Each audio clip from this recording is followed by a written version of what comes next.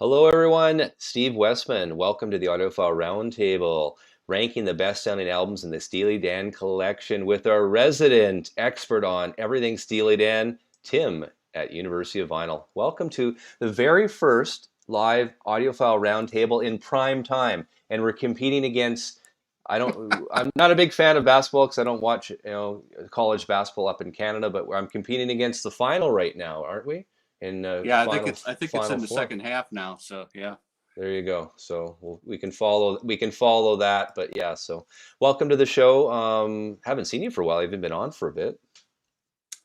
I've been a little bit busy with work, and I don't know. Your schedule's changing a little bit, right? So I should let everyone know going forward that I will no longer be doing during the day live audiophile roundtables any longer. We'll have to be doing prime times. These Monday nights, Wednesday nights, 7, 8 o'clock at night. Maybe a Saturday afternoon, maybe a Sunday afternoon, depending on guests and whatnot. So hopefully that works better, Tim, for your schedule going forward to get on more often. Because I know yeah, I yeah. know I know It's always fun. I know it's been tough getting you with your schedule the last probably month or so, right? I mean, you got to work for a living too, that's for sure. Yeah, got to We afford these UHQRs and all these other reissues. My God. So let's get into this. This isn't, again, I want the folks to know this isn't about, like, I'll show you this here. I mean, you've probably seen this before, but I mean, here is all the Steely Dan records. This isn't a show today about Tim or Steve's favorite Steely Dan album, because that would be a waste of time. You can go and Google that any day of the week. Today, this show is about the best sounding Steely Dan records, the ones that you have. I mean, you've been doing this for a long time, collecting these records. There's some out there that probably do sound better than the UHQRs, and I think folks want to see that, want to know that, want to learn the matrix numbers today. Um, you know, and I think that's why they're watching today, and I'm excited as well because I took all, I think I have more, but I pulled as many of my Steely Dan records as I possibly could for the show today, Tim. So I Cool. mean, Yeah, it's I've got yeah, I've got a stack here. I've got everything I have. it's gonna be fun. So I mean, I don't know if we should start in like sort of chronological order of to when maybe they release the records, because we're not doing, like I said, we're not doing, oh, this is Tim's favorite record. I want to go through why. Like we can start with maybe Can't Buy a Thrill. I mean, we'll start with Yep. this one. Obviously, their very first album debuted in 1972, and there's lots of different copies out there. I'm not sure if you own the UHQR, but I mean, tell the folks, where you're at in terms of maybe how many copies you have, and that type of thing. Going, to start off with. Okay. I'm at 3 copies right now.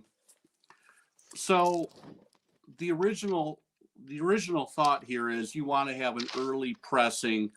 That's when, here we sit in 2024. We're talking 1972. It's a long, long time ago. You want to have an early first pressing. And that would have been, the master tapes would have been fresh. You would have had hopefully a fresh pressing. So I have the 72 True Sound. Okay. And you could find all this stuff in Discogs, but this is a really nice near mint. These early ABC pressings were all on the black label for the first 2 albums. And yeah, there you go. So that's the True Sound. It sounds really nice. I don't think you can go wrong if you just find a black label. I don't care what pressing plant it is. It's really, we're splitting hairs, okay? Um, okay, I've got a second, and this is a Terre Haute. Remember, Doug Sachs did the mastering on the first 2 Steely Dan records. He is uncredited, but when the UHQRs came out, they showed the tape boxes, which is very cool. Now, I have not heard the UHQR. I understand it sounds amazing. I trust a lot of different people's opinions. Um, but this is not my favorite Steely Dan record. So I'm happy. I've got 2 near mint copies of this. And just for shits and giggles, Yeah. I have the quad. And this is kind of a cool little artifact. Um, Put that you up know, again so people see the cover, Tim. the whole quad thing, didn't really pan out, but there's some interesting the mixes on these quad records, and whether it's the Doobie Brothers, Steely Dan, whatever. I just picked up a Carly Simon quad. Um, there's interesting mixes, and you hear some kind of different sound signatures. And you've got a guitar line in the left channel that you don't really hear on the other pressings. Just a cool thing to have, but also a really good sounding pressing. But I wonder. from what I hear, the UHQR is amazing. Um, if I'm flush and if it's still available, maybe later this summer, I still might buy it.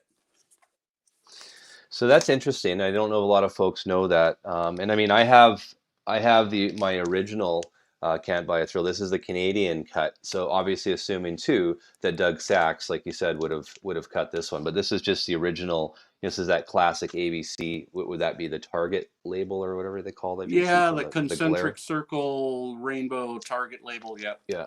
So this is my original Canadian that my dad would have brought back in 1972, a year before I was born. And so this is the one I've actually grown up listening to, and I think it sounds really good. I've really had no issues with it until though this.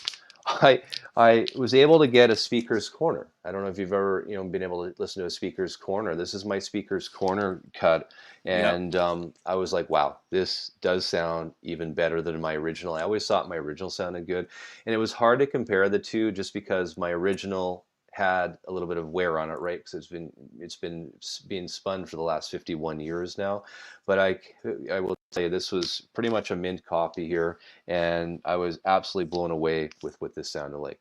And it's interesting, the label's a little bit different here. If you look at the speaker's corner, a label here. Yep. And then I'm like, okay, I'm not going to buy the UHQR because I have the speaker's corner. This is probably quite pricey on Discogs. So I was like, I think it's really shot up, hasn't it? I know yeah. the Asia Cisco is like into the stratosphere too. So I was like, you know what? I'm not going to buy that. I mean, folks know already. I can, not that I'm complaining about, the Canadian being Canadian, but I mean, with shipping and everything and exchange, that's the thing that kills you. One record or UHQR or MoFi one steps for $300 or $280. So yeah, it's a lot. So I just said, you know what? I'll just buy the one that's on Amazon that just came out last year. This is the the Geffen the Geffen cut, right? That was done by Right. Alex Abrush from I think it's Double A Mastering somewhere on the East Coast of so I think it was New York, and I was really really blown away by how good this sounded. This Hmm. actually was very underrated. I didn't see a lot of reviews on the Alexa brush, and this came out just last year, right? Right. And 2023. So I mean, again, value-wise, if you want a really good quality, I mean, it's digital though. That's the only thing, right? It was a Bernie Grundman mastered this, and then the file was given to Alex, and then Alex cut it from the file. And I have talked to Alex Abrush actually. I did have a phone conversation with him earlier this year, and I mean, he was really happy with his work and all the Steely Dans that he did, and he even said, "Look, I think this Steely Dan Can't Buy a Thrill that you did sounds really good." He's like, "Oh, thanks, man."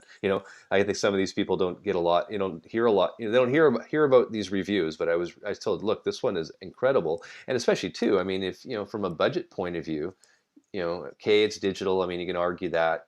I think it's a really good value for $39 or Hey, whatever it is, not $40. everybody is in their 50s that are like looking at this through a fine tooth comb.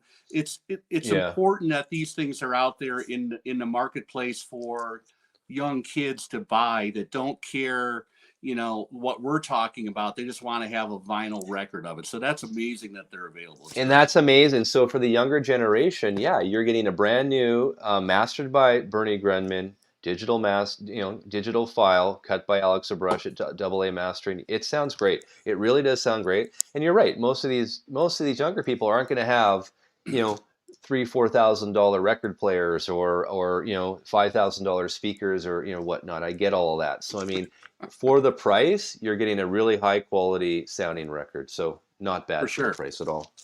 So again, I mean, just my disclaimer as well. I don't have the UHQR, and I will say the only UHQR that I have from Analog Productions is the Asia. That's it, because that's just I have, and we'll go. I have so many reference copies of that record, so that's for sure. There it is. So there you go. So go ahead. Next record. Go for it. Okay, let's move on to Countdown to Ecstasy. The next year, 1973. I have the ABC. It's called the Blocks label. There's a better. There you go. The ABC, kind of like the little kid blocks. That's cool. That's really cool. I've never seen Yeah. that before. You know, I keep track of these things sometimes. This is a Terre Haute. It's near mint. Another Doug Sachs mastered copy. This is in the running for my favorite Steely Dan record. I just think it's got a nice harder edge to some of these songs. This is a really classic early 70s rock and roll record, and it's before they kind of, you know, the jazz stuff kind of leaked in, and it's the original band as well, which is kind of cool. So this is the UHQR if you haven't figured that out yet. Fantastic job on these. I mean, the records sound amazing. You know, the only niggling thing is, okay, it's a double 45. Yeah. And you're really kind of breaking up the flow, but there it is behind me. It's an incredible pressing. Did you have an issue? I mean, you know, listening to Steely Dan for all these years on 33, was that a big issue for you? From just like, okay, 2-3 songs per side, get up. Did you No, not? It wasn't a bad thing. If you're in love with the music and Yeah. you want the ultimate, hopefully best sounding presentation, and you're willing to kind of put up with it, okay? And let's face it, if I have to get up every 15 minutes and walk 7 feet, that's not a bad thing. Someone was mentioning what the deal was with the cover. What is the deal with the cover? So the deal with the cover, it was Donald Fagen's girlfriend at the time who did this, and she originally had just these 3 kind of android, you know, weird people here. And the president of ABC said, wait a minute, there's 5 people in the band. So kind of as an afterthought, they drew in these kind of shadowy figures as well. But it was Donald Fagen's girlfriend who was involved in this. Did the artwork. So what? Go back, put it up again. What is the? If you go up again, just directly up, there's like 3 dots, like looks like UFOs or something. What is that supposed to be? I have no idea. I mean, you know, do you know what all the lyrics mean for Steely Dan songs? Good point. Well, that's like me. I mean, again, I've got my original Canadian version, so Countdown to Ecstasy. Again, would have been mastered by Doug Sachs back in the day. I never had a problem with this. It was listened to a lot in my house over the years when I was young. So I'm like, you know what? I'm not going to buy the UHQR just because it's $300. I just went and did the most recent one that came out, the Geffen one, again, mastered by Bernie Grundman, cut by Alex Abrush at AAA Mastering. And I was like, wow, this sounds way better than my original. And it probably has a lot to do with, probably the actual vinyl itself because it's newer. And right. I mean, maybe there's some bias in there, but again, for $40, I'm saving a lot of money. Because I mean, it's not like I'm pulling out my Steely Dan collection on a weekly basis and listening to these records. So I mean, if you look at my return on what I'm listening to in terms of dollar return, I'm going to get a lot more money out of this by listening to it one or 2 times versus a UHQR if I listen to it for the same amount to get what I'm laying down on that. So Sure. again, comparing it to my original, again, this came out a little bit better. Not saying it was a fresher tape, but Bernie Grundman mastered it, cut from a digital file. I was really impressed with the sonics on it as well, and had nothing to complain at all about it. And I guess also too, for $40, it's hard to complain. It really is. I hope Alex Abrush is watching. Alex, I did ask. I mean, I have asked Alex to come on the show, and he's agreed at some point. He's under contract, so I think it depends on contracts and stuff. But I'd love to have him on the show. I'd love to have you on the show as well with him, because that'd be a lot of fun. Because he doesn't read a lot of the reviews. Like he has no idea what's going on in our vinyl community when we do these reviews. So I sent him a couple of links to some shows. He's like, "Really, you guys talk about this stuff?" It was kind of funny. Yeah. All right, what do you got next? Okay, the next record, in the chronological, in the discography is Pretzel Logic. Just a quick aside here. Okay. The entire first run of albums was remastered in 99, 2000. And the liner notes are like gold. So Walter and Donald wrote all of the liner notes, and you can glean a ton of information on the recording. And, these guys are sarcastic, they're tongue in cheek, but they also drop a lot of information. And just having these little booklets from those remastered CDs in 2000, it's worth finding them. And the sound is quite good too, as far as CDs are concerned. And I don't want to act like I'm, be perceived as some ultimate authority on Steely Dan. No. I get a lot of information from different stuff. This is a great book. Just wanted to mention that. You'll also see around my corner over there, that's a really cool book that came out, I think earlier this year or late last year. Maybe it was last year. And then finally, this kind of shows you the importance of this band and the continued popularity. This is like, what is this like? Who put this out? Oh yeah, Uncut magazine, the UK magazine. This came out in the spring. Well, no, in the winter, I guess. Maybe it was last fall. My timing is like all over the place. But this is worth finding. This is awesome. It's one of these $20 magazine books, but incredible information. Okay, Pretzel Logic. The first copy that I have, I only have 2 pressings of this. I am not going to pre-order UHQRs until I hear some reviews. And the reviews on the UHQR of this record were, let's say, mixed. Yeah. And I passed on it. I am super happy with, what do I have here?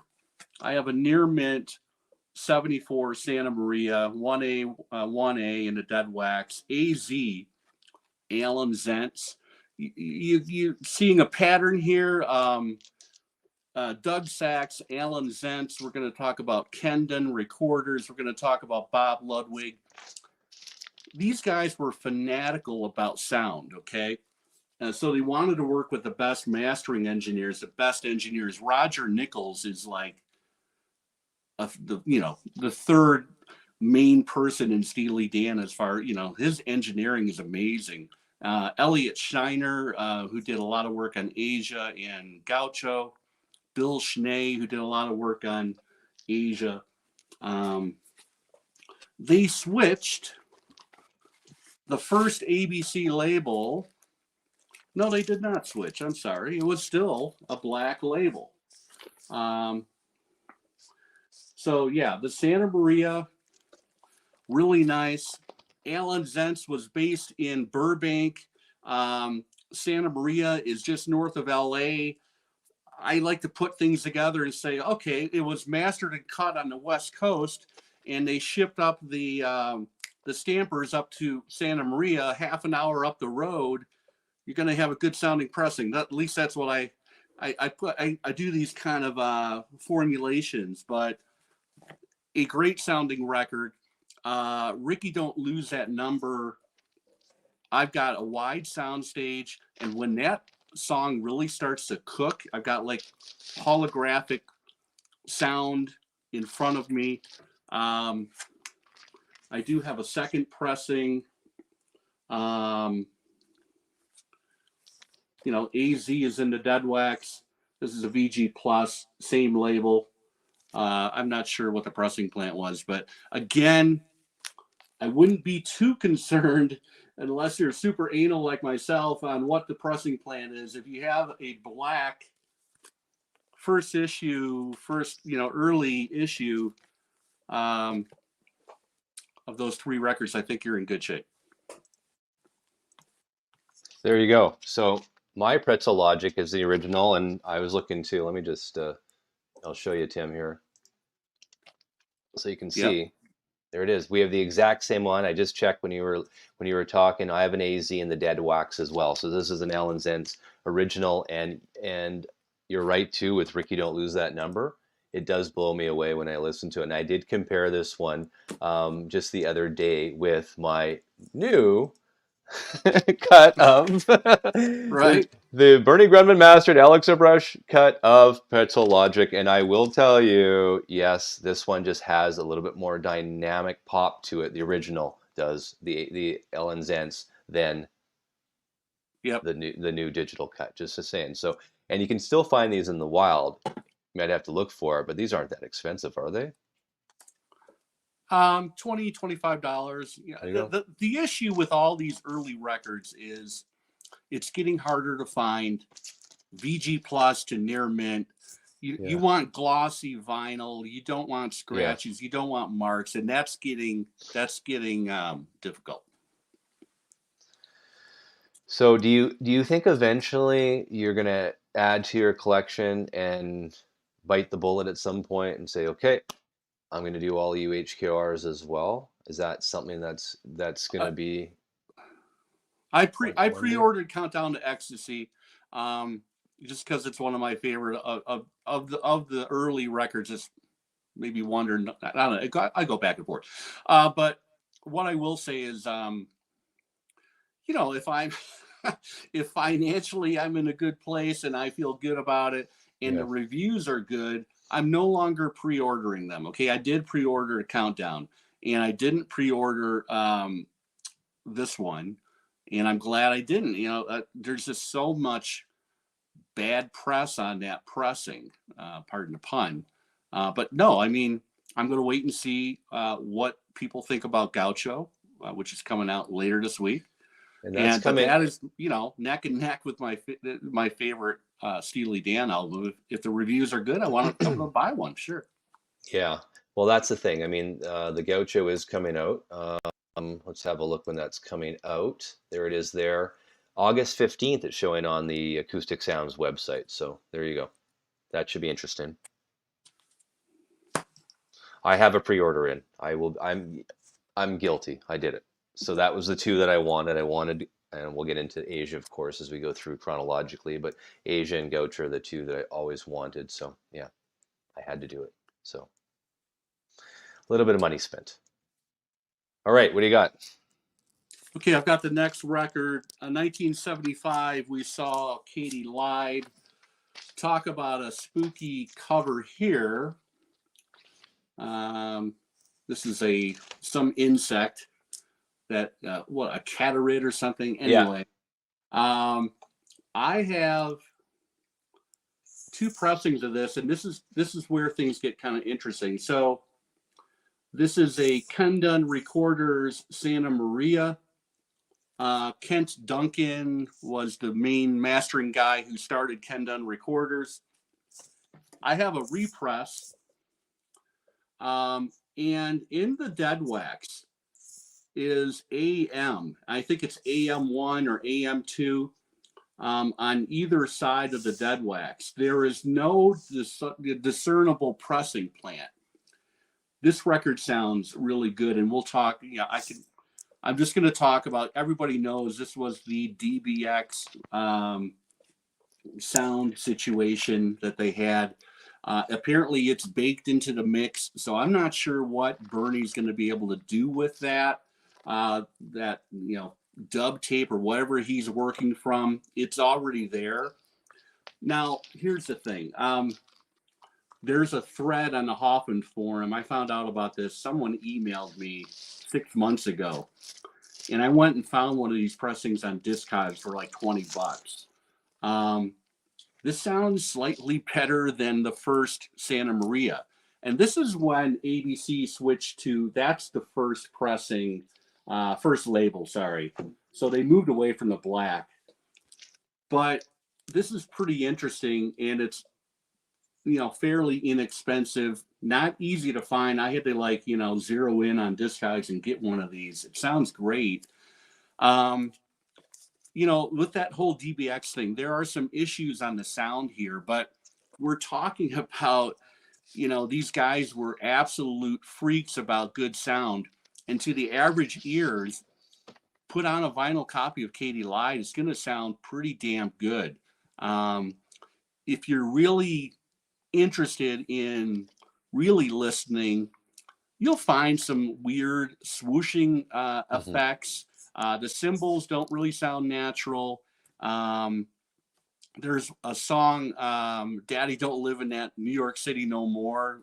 Donald's vocals are really kind of phased and swirling around. And that's all down to the issues that they have with this DBX sound reduction machine that went awry.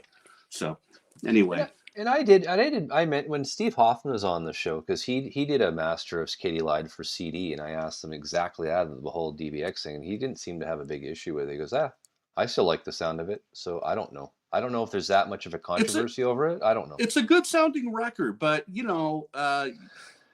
there's multiple threads on the Hoffman forum. People that are picking it apart.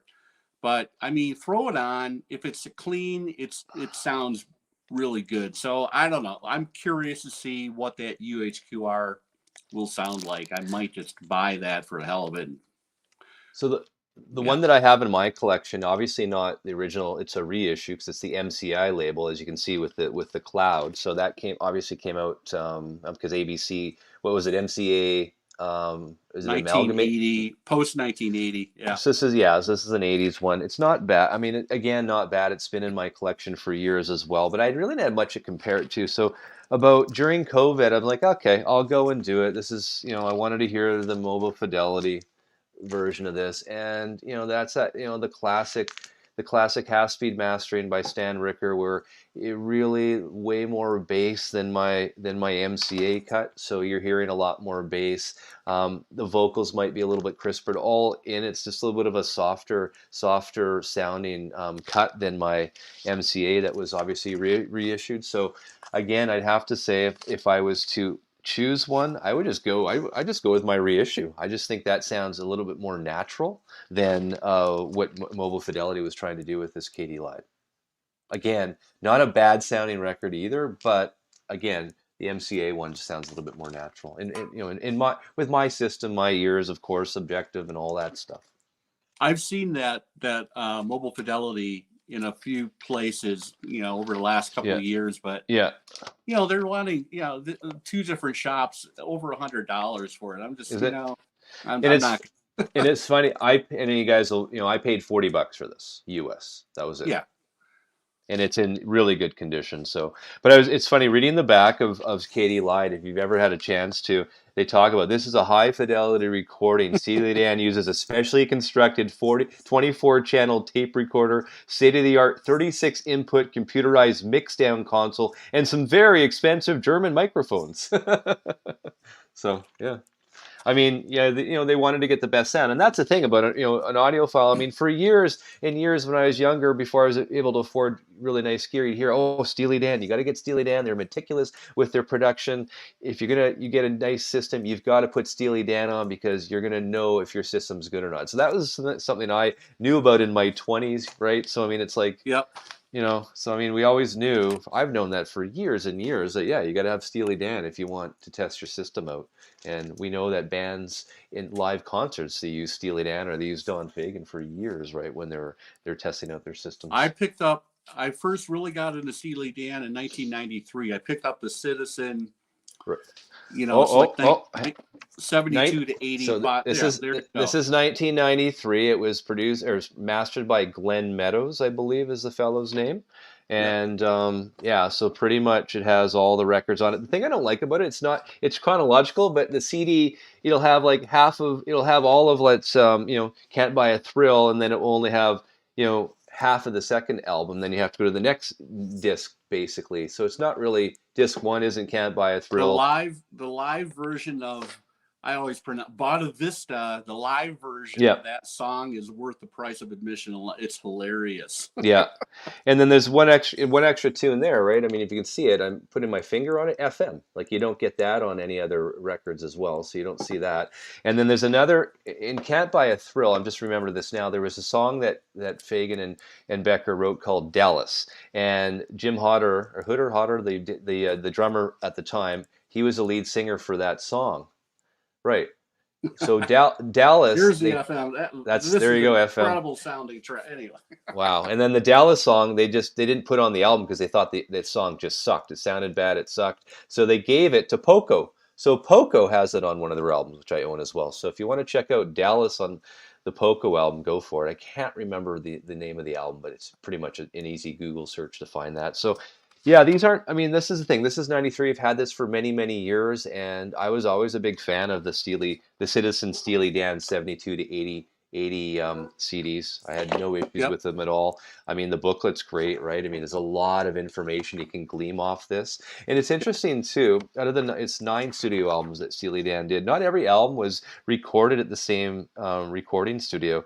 It looks like the Village Recorders, where Steely Dan did the Can't Buy a Thrill, and they also recorded Asia, I believe, there as well. The Village Recorders, where they recorded Asia as well. So, and there's other albums such as oh gosh, Countdown to Ecstasy, if I'm not mistaken, was done at where was it done now? I want to say, well, it was Village recorded in the beginning. I did see it. Yeah, ABC. Yeah, it was recorded at ABC Recording Studios. So Katy Lied was done at ABC Recording Studios. So the first 3 were all done at the Village Recorder. So Can't Buy a Thrill, Countdown to Ecstasy, and Pretzel Logic, and then they moved to the ABC Recording Studios for Katy Lied. Interesting. For whatever reason, right? But yeah, this is ABC built a state-of-the-art studio. That's what that was, and that studio eventually became the place where they did "We Are the World." Believe it or not. So that's a good trivia question. I love that. yeah. So that is interesting. So maybe because Katy Lied was what, 1975, right? Would Yep. that be around when they would have built that, or just had finished that studio? So that's the thing They about. did most of that there. Yeah. So that means Katy Lied is sort of in one of those inaugural recordings where they're probably still trying to figure out all the equipment at that point too, right? So that might be another issue, maybe. Well, I also read something that, you know, um, uh, suppliers would target people or bands that were known for good sounds. Like, hey, we've got this brand new cutting edge system. You know, it'd be like catnip, and probably Walter Becker said, "Oh shit, yeah, let's try that." So. Well, that's like, I mean, we'll get into it, but it's like Gaucho, right? I mean, they started off doing that digitally, I believe, and they're like, nah, this isn't going to work. Let's go back to tape. So, I mean, there's that too. So, Gaucho is interesting. That was sort of a prelude, or they sort of, it was a sort of a preface to in Nightfly, right, Gaucho? Because I mean, a lot of the same techniques were used. The Wendell drum machine was used in Gaucho, which it was also used in Nightfly. So there's a lot. I think Nightfly really benefited from the Gaucho recording sessions as well. I mean, there's a lot of similarities. That could almost be a Steely Dan sort of double LP, the Gaucho and Nightfly. If you want to sort of listen to it like that and pretend that it's Steely Dan, it could be. So yeah. All right, where are we at? We're at the Royal Scam, aren't we? Is that the next one? Where are we at that one? Yeah, that's the next one, 1976. You see a pattern. These guys were putting out an album every year. I was about to say that. I mean, you look at, so 1972 was Can't Buy a Thrill. You had Countdown to Ecstasy 73. That was the year I was born. 74, you got Pretzel Logic. 75 is Katy Lied. I mean, and then the Royal Scam 76. So they didn't even take any time off. I mean, they're touring and then back in the studio, touring back in the studio. I mean, it just seems very constant. Remember, we didn't really talk about this, but they stopped touring in 1974, and on Pretzel Logic, they started to kind of bring in other session pros and kind of broke up the band. So, They pulled the Beatles. I'm no longer gonna do any live. We're gonna just go in the recording studio, which works. Okay, so Royal Scam. What do you got? The Royal Scam. Again, the first label looks like that. You will see AZ and the Dead Wax, but take a quick look or closer look next to AZ, on this pressing that I have on side one, I have a little etching of a couple stacked flowers. And on side two, I've got a little etching of winged, it's called the seagull etching. That is one of the lead engineers who would work for Alan Zentz at Alan Zentz, named Brian Gardner. And his nickname was Brian Bassman, or Heavy Bass Gardner, something like that. An interesting guy who went on and worked with Bernie for a long time, and then he started up his own mastering studio. He got into hip hop, and I think he's currently retired. But you will see AZ, but because of those little etchings, the seagulls and the flowers, that is a signature of Brian Gardner. And it's an incredible sounding pressing, full wide soundstage. This is a really cool music. Steely Dan, I think they were a little bit, listening to the kind of a little bit of a disco beat coming into some of these songs. Definitely R&B as well. Really fun record. I'm interested to see the UHQR in this too. That's the only pressing I have of this thing. That's so funny. I mean, again, we're not going favorite album. This is not one that I listen to often. This is my Steely Dan Royal Scam. My version is the Canadian cut MCI. So this is a 1980 reissue on Canadian reissue. So I have no idea. It's really hard to track down. I mean, I actually, to be honest with you, I've never tracked down who mastered this one. I really don't care. It's, again, not one that I don't listen to that often. I probably should more. I mean, there's some great tracks on there, actually, right? I mean, oh yeah. I've always liked the Fez. I mean, that's sort of, I don't know why I like that one, but right. I have that one's I always used to play in my house a lot. My dad played that one a lot, but I mean, yeah, it's not one, to be honest with you, that I've played very often in my time at all. But Kid Charlemagne, Caves of Altamira, yep. Classic stuff, man. So maybe Haitian Divorce is always an interesting one as well. Right. And of course, the last song on side 2 was the Royal Scam as well. But yeah, okay, I'm gonna have to. I'm playing this one tonight. This is on my list before I go to bed. It's a good record. I'm guilty of not listening to this one very often. So yeah. That's the thing. Some of these older, like I have a lot of the Canadian pressings, and I have no idea who mastered these ones. I mean, I'm assuming it was probably a safety tape they sent up to Toronto, Ontario, and they just cut it to vinyl. I have or a copy tape. I have no idea who would have cut it back then. It doesn't really say. There's no etchings on it ever. So we're at Asia, aren't we? Is that where we're at? I think so. We're at Asia, 1977. Okay. So yeah. This is pretty obvious stuff. I have you in full screen. I'm assuming you're holding up the Bernie Grundman original AB 1006 right now. Is that my understanding? Yeah, AB 1006. This was the gatefold, of course. Really funny. I think the president of ABC wrote this whole long essay. The classic, it's got a really nice, almost like a varnished cover, really heavy cardstock. You can see AB 1006 right there. There's endless threads about this. We'll talk about the UHQR. Most people agree that the AB 1006, which was the first pressing, A 1006 came after that. There was a price change, and they had to do a different catalog number. But there are also some AB 1006s with the AB scratched out, and it'll be AA 1006, but the AB, that was a first pressing. Yeah. I've got a Santa Maria here that sounds incredible. And And let me then I, stop you right there, Tim, all because if right, the folks don't know, the Santa Maria, it'll have an S etched in the dead wax for Santa Maria, and if it's a Terre Haute, it'll have a T etched in the dead wax for the Terre Haute pressing plant. So there'd be two different. You'll see a T or an S on there. Terre Haute, yeah, Terre Haute. Sorry, yes. and when you're looking, look on the back. A lot of these pressings will say AB or AA right down here.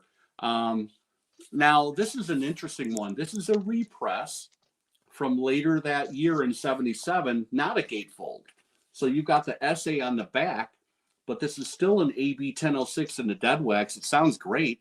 I do prefer, to have that gatefold, but if you find this, don't be ashamed. It's a great sounding record.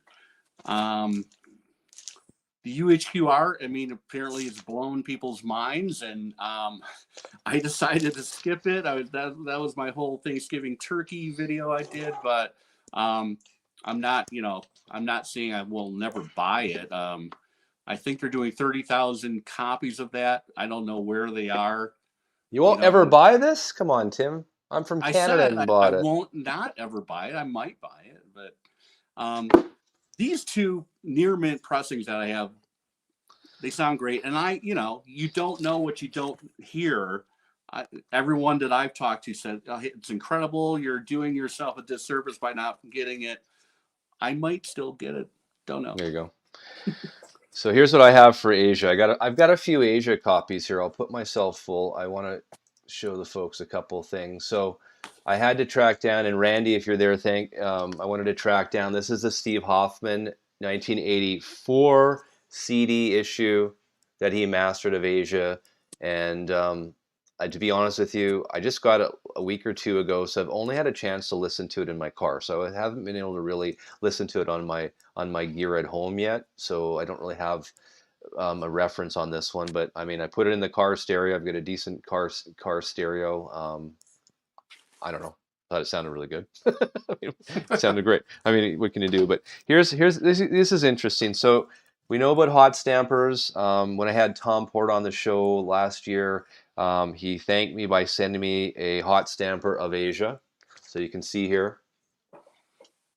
Nice. There it is, and it's A++ on side A and A++ on side B. So, and this is an AB with the B scratched out, right? So it's that AA with the So, but it's the same plates, and I compared it to, and I have the original AB 1006. A lot of glare here. You can see in the back, and honestly, I don't know. It was pretty much the same. I didn't really see much. I didn't hear much of a difference between the two. What? It's the same plates. There's really nothing. There's really Right. nothing. There's really nothing. But this is interesting too. Um, I noticed. I know we didn't talk about this, but I'll show you guys this. This is my Cisco. This is my Cisco. I don't know if we can see it. There it is. Limited edition. I don't remember how many they pressed. You can see Cisco there. This is the one that Kevin Gray and Robert Pincus mastered and cut here. But what's interesting about this, I don't know if the camera will pick this up on my Cisco. They had issue with there it is right there. You see that line right there? Where? Right there. Where's it going? Right there. I don't want to touch the record, but you can see the line. Anyways, Okay. that's from the glue on the glue that was actually they had on the sleeve, and it was basically it would cover right here on the actual record, and so it left this residue that I wasn't able to get off on my Cisco. But the Cisco, I mean, I can tell you from talking to Kevin Gray, his reference was a original AB 1006 when he cut this record. So a lot of the same similarities. I don't know if there's really much of a difference. I think the Cisco cut sounds really good. Of course, the Bernie AB 1006 sounds really good. I think it's system dependent. Obviously, if you're a collector, these ones probably go for a lot of money now, the Cisco's on Discogs. And again, I think it sounds great. If you don't have an Asia record, you're looking for a high quality one, Yeah, this is not a bad one to get as well. And I was looking at on Discogs too. It's funny because you can still get some of these Asia's AB1006s for a song and dance, right? I mean, they're still going for pretty good, for pretty cheap. You're getting a really high quality for record for $7, $8, $9, $10 at times if you can find it. I mean, maybe I'm Right. dreaming, but I mean there are out there. And then this is a Canadian press, and you guys will get a kick out of this. And this is again mastered by Bernie Grunman. This is a Canadian. Look at this, Tim. Nice. This is the red vinyl, and it even says limited edition here as well. And again, it's okay. Again, I wouldn't say it is as crisp as my Cisco or my original AB, but not bad at all. I And then think they did other pressings or other records in Canada in yellow too, right? If I'm not I mistaken. think they might have, yeah, it was a Canadian thing as well. And I've had this, and you guys are gonna laugh. I've had this for a long time in my house. This is the Asia. Look at how beat up this is. Mauve Fidelity Asia, but I will tell you the vinyl is in absolutely mint shape as well. It's funny. I did a shootout. My girls, my daughters. I said, look, you got to listen to all these records. Tell me which one's the best. And I had two of my teenage daughters listen to. I had the AB106. I had the MoFi. I had the Cisco, and they all came back with different favorite cuts of the album. One of my daughters thought the MoFi was her favorite cut, based on the way the drums sounded, based on the way the bass sounded, in the vocals. My other daughter liked the Cisco one better, based on the vocals and based on the drums. So it's funny how and they're very musical as well. They play instruments. They both sing. So I mean, it's like they really just were like, yeah. There was no one album that blew them away from my Asia collection. How's that? Hmm. And then just I bought this years ago, and I played it once, so I couldn't tell you. This is this is the Back to Black 180 gram Universal cut. I have no idea who mastered this one. I don't know. Not really gonna play it again. Makes sense. I've played it once or twice. It will probably never. I don't even know what it looks like. I don't even know what type of label they've done on this. Here, we'll have a look. Oh yeah, okay, there you Okay. go. Yeah. Replicated Yeah, but got so many Asias that you really don't need to listen to this one. So I don't know. There you go. But then, of course, I've got the UHQR and 45 RPM. It took me a while too, from like a flow, just knowing the tracks that you know two tracks per side or whatever. It was interesting to sort of have to get used to the flow, considering that you've played Asia all these years at 33. So it is what it Right. is. Right. All right, what do you got now? I think I know what you got. Well, this is interesting. So remember, we talked about a record every year up to 1977 with Asia. If we think about the next album that came out, proper album, 1980, 3 years. So my question then what were they doing for those 3 years then? What's going on? So they got into a protracted legal situation. They wanted out of their contract with MCA. They wanted to sign with Warner Brothers, and they sued MCA, and they eventually lost. And in the meantime, MCA kind of knew they had a greatest hits package in their contract that they were due, and Walter and Donald agreed to do it if they could come up with the running order and everything. So what we have is this incredible comp. It's a 2 LP comp. The early pressings of this are on that textured cover that you can see right there.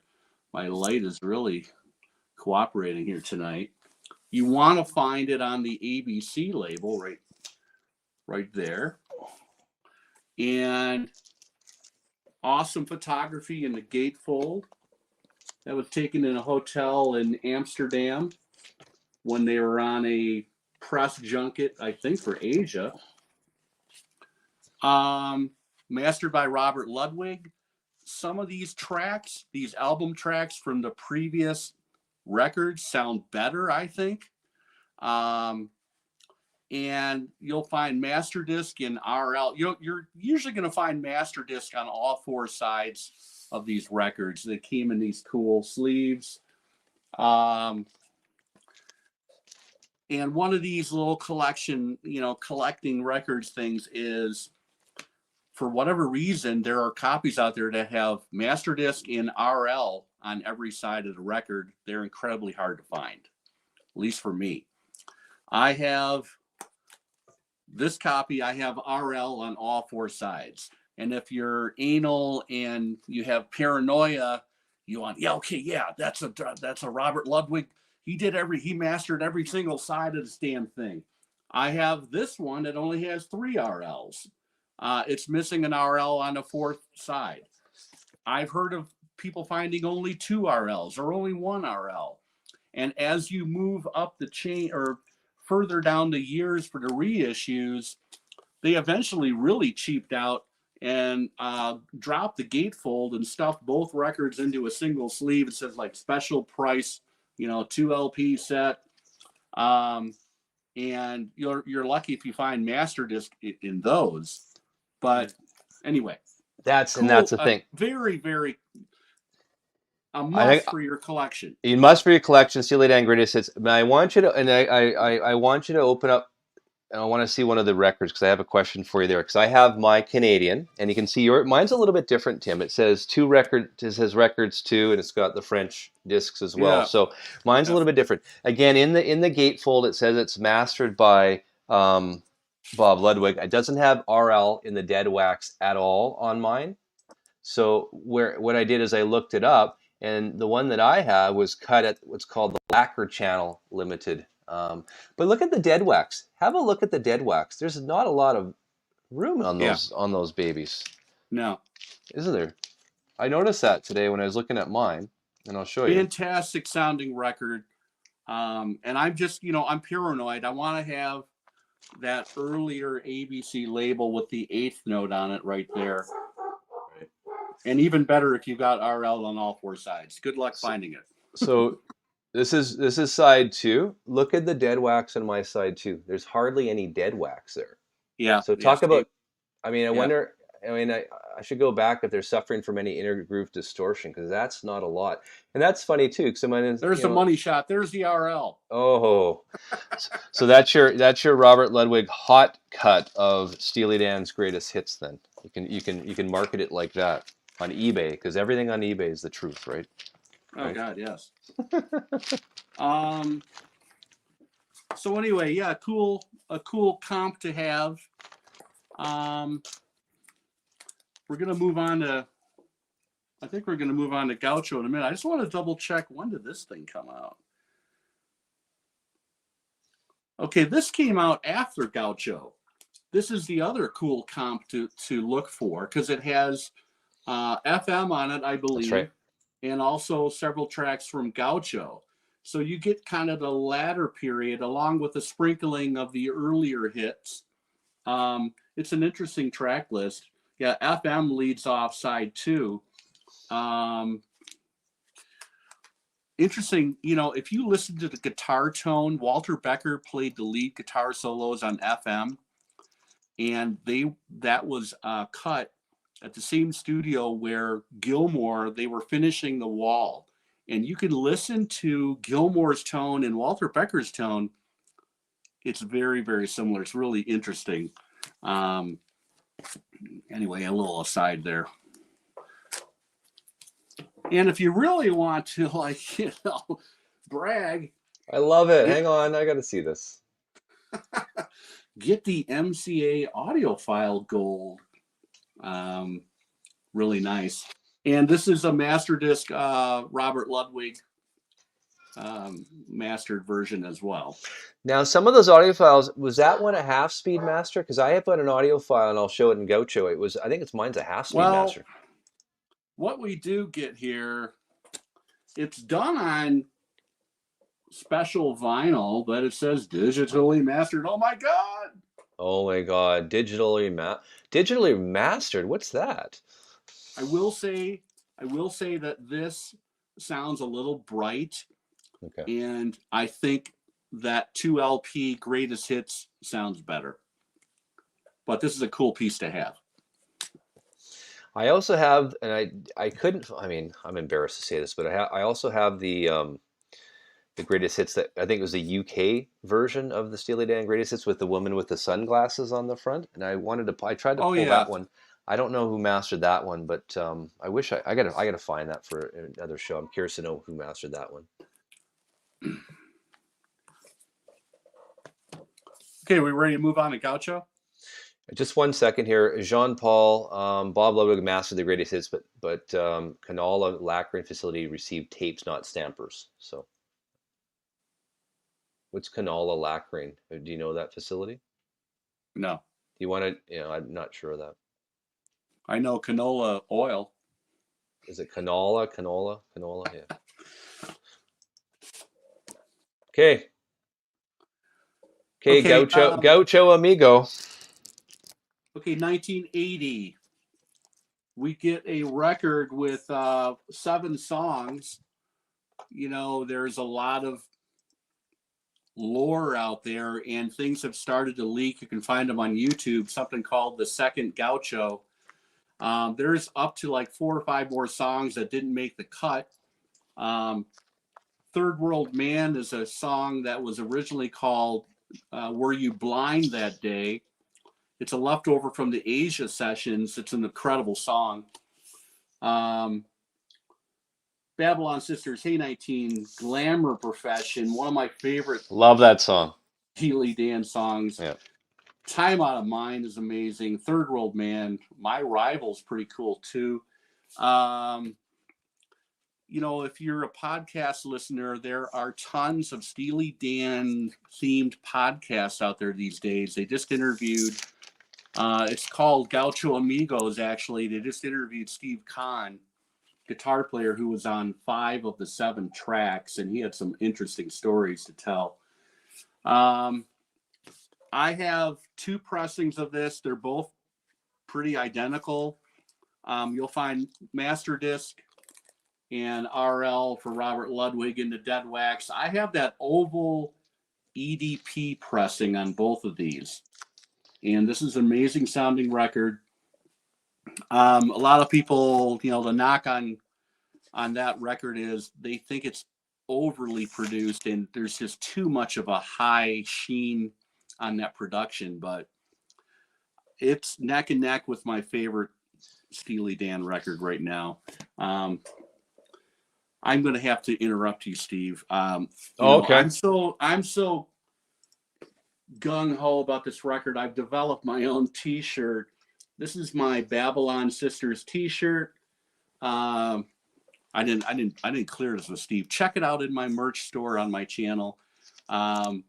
Anyway, I get a percentage anyway, so I'm fine with that. Just kidding. Also, you know, really cool. I really love the extra effort that these guys. I mean, really nice, heavy cardstock lyrics. All the credits. You know, they got sued by Keith Jarrett for one of these songs. Which one was it? I'm drawing a blank. I think it was the title track. Was it the title track? No, I don't know. Yeah, I think it was the title. I don't know. I'm drawing a blank. Babylon Sisters is the title track. So. No. Are you talking? Which one? Are you talking Gaucho? I'm talking Gaucho. Yeah. Yeah, they got sued by Keith Jarrett because Fagan kind of lifted the opening to Gaucho that came from a Keith Jarrett song from 1974 that I'm drawing a blank on the name of the record. It's an ECM record, of course, but it's really, I've got the record and you put them on ABM in it. It's clear as day that Keith Jarrett, he had a case. Let's say that. So what happened in the end in that? What happened in the end is Keith Jarrett is credited as a co-songwriter of Gaucho. And I think he got a royalty cut for sure.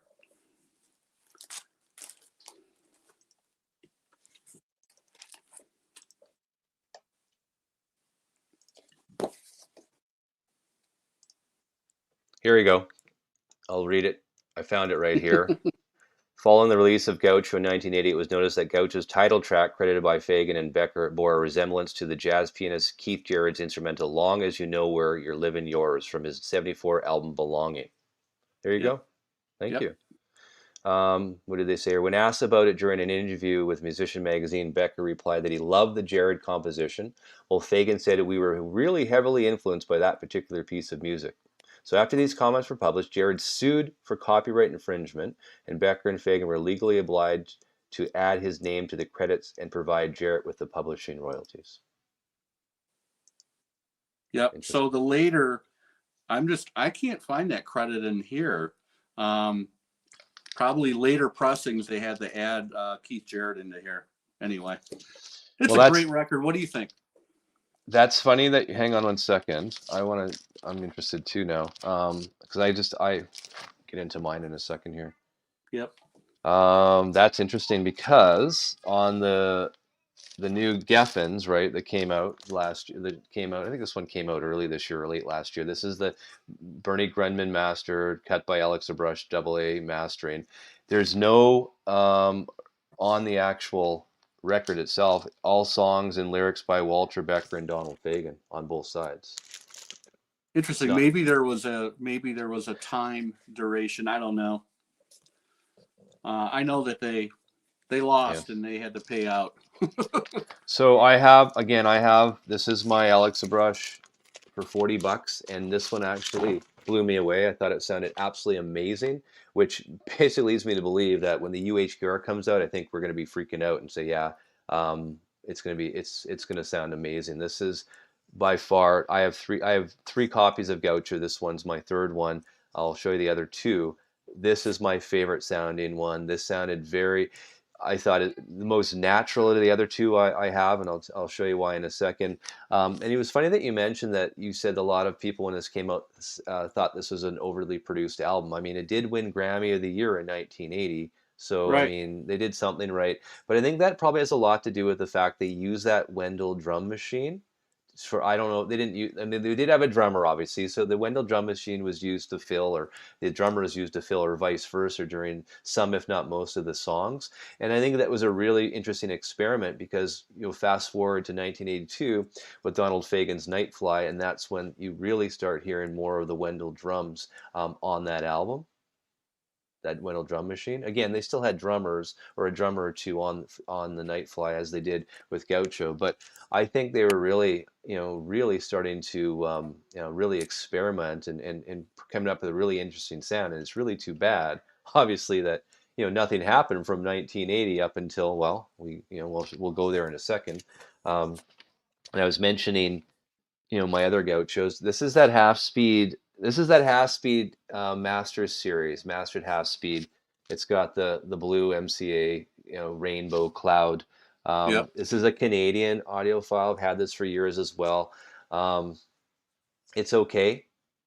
I wouldn't say drop the needle and you're like, oh my God, this sounds incredible. Again, if I was to compare the two, and I mean, these are probably, I don't know how much these are in Discogs, so they're probably expensive because it's a master file series, half speed, you got to own it. But I mean, again, $40, mastered by Bernie Grundman, brand new cut, yeah, Yep. well worth $40. You will, like you were saying before, if you've got younger people that are wanting to get into Steely Dan, they can't afford, the UHQRs. You get a 33, the Geffen cut, that just came out for 40. You're not going to go wrong. And they left it pretty cool. They've got the rainbow and the cloud in there as well. So, and then of course I've got, and this one was mastered by Bob Ludwig, right? The original, anyways, was mastered by Bob Ludwig, if I'm not mistaken, in Yep. 1980. Yep. So, and again, I've got my original, and if I was to do an ABC, I would take the new Alexa Brush digital cut. I know I'm swearing right now in the analog world, versus it would be the new digital Alexa Brush cut by mastered by Bernie Grundman.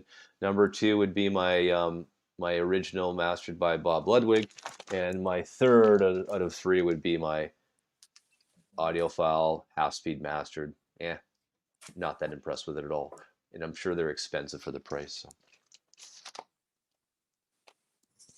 Hopefully, I don't know if we. I hope we're not costing a lot of people too much money tonight either. That always concerns me. So the 1980, Steely Dan went and won the Grammy for Best Record. What happened 20 years later? Yeah, they won the Grammy for Two Against Nature. This is my Record Store Day cut of Two Against Nature. I think they had five. I think the limit was 5,000 in the U.S. and 10,000 worldwide. So I picked this up on Record Store Day. It's cool, right? It's 3 sides, but it's a 4 LP record. So the side 4 is all etched and has designs on it. So you don't want to drop the needle on that. So you don't see that very often, where it's basically one full side. There's no music on it. Right. Which one do you have of that? I have the. I bought. They came out with both of the last 2 records on Record Store Day, so I have Everything Must Go, the Record Store Day version. But then when Analog Productions, 6 months later, they announced, "Oh, we're gonna put out double 45s of the last 2 Steely Dan records." I know. And when we heard that, it's like, oh, okay, they must have, Chad's got something up his sleeve. Anyway, so I ended up upgrading. The Record Store Day version sounds amazing. I thought I'd get this, and it's great. It's a gatefold. I never had an original pressing. Those were really hard to find. So expensive. Very expensive. Fun record. It's, a lot of people really, they won't give, they're so stuck with the original fantastic run of records, they won't really give the time and date of these last 2 records. But it's a different time, a different place, but these are cool records, good songs, great musicianship, great production. Anyway. Well, and also the AP ones. I mean, you look at that you look at that album jacket. I mean, it's shiny. I mean, thick card stock. I mean, it's great. I had no issues with this from a sonic point of view. Sonic point of view, I couldn't, or dynamic point of view, I couldn't compare it to anything, obviously. But I mean, I'm happy with my Record Store Day one. I'm not going to rent out and buy any more. I don't need any more Steely Dan. But I do notice 4-time Grammy Award winner, this album. So I remember in 2000 they got up on stage and the crowd were like, "Oh, who are these old guys? Why didn't Eminem win?" Or whatever, whoever was the big band back, yeah, it's probably Eminem back in 2000. So yeah, that was a shock that Steely Dan, who most people didn't, even know about at that point. And it was funny because there's a song called Cousin Dupuis.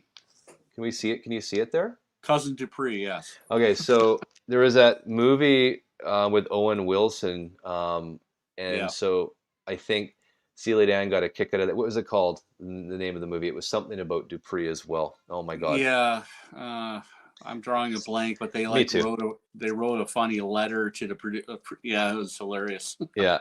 And then Steely Dan wrote to the producers or whatever, to Owen Wilson, who was in the movie, and they're like, "Steely who?" Like, they didn't know who Steely Dan was. So I mean, it's kind of a funny thing as well. But I like this record. I mean, it's one that I don't play that often, but it's, I think it's, again, very well produced a record, and my cut was great from Record Store Day. Limited, it said on Discogs limited 10,000 worldwide and 5,000 US. So I'm not sure if that means 15,000. Or is it 5,000 just in the... Anyways, it's not bad. But here's the thing, and I'm assuming you did that. You have the Record Store Day for their last album that they ever did before Becker passed. Yeah. Everything Must Go. Now, this is my Record Store Day one, and it's weird. The USA Record Store Day, on Discogs, it says 5,050 were released on Record Store Day, and then 10,000 worldwide. But what's cool about this album, it's not talked about that often. This one was actually cut by Chris Bellman. Nice. So it's Chris Bellman, CB in the Dead Wax as well. So and these would have been all, I would assume these were all recorded digitally at this point in their career. They actually went back. This was all analog tape. So then the Record Store Day one, this would be an analog cut then that Chris Bellman did. So again, that's interesting. I never really thought about that until we started this chat today. Sounds great. This is a great album. It's maybe an appreciated album. I've got a Palace pressing on it too.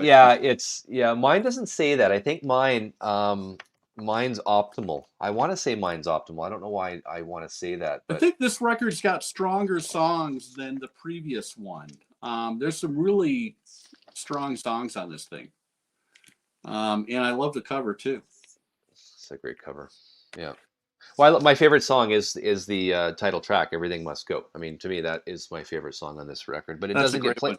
It doesn't get played that often because out of their, what is it, 9 albums, right? I mean, you get stuck listening to Gaucho, or you get stuck listening to Asia, or you see all these idiots on YouTube talking about Asia. I'm talking about you and I, idiots.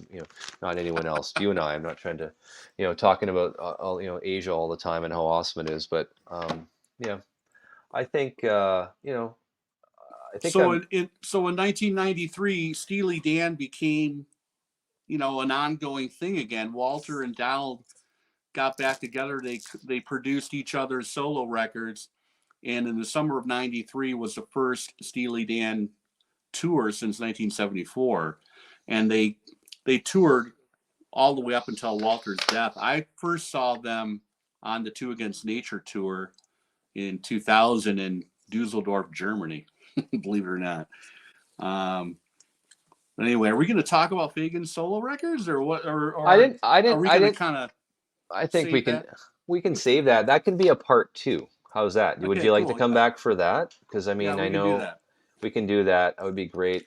I hope everyone enjoyed tonight. I think that was a lot of fun.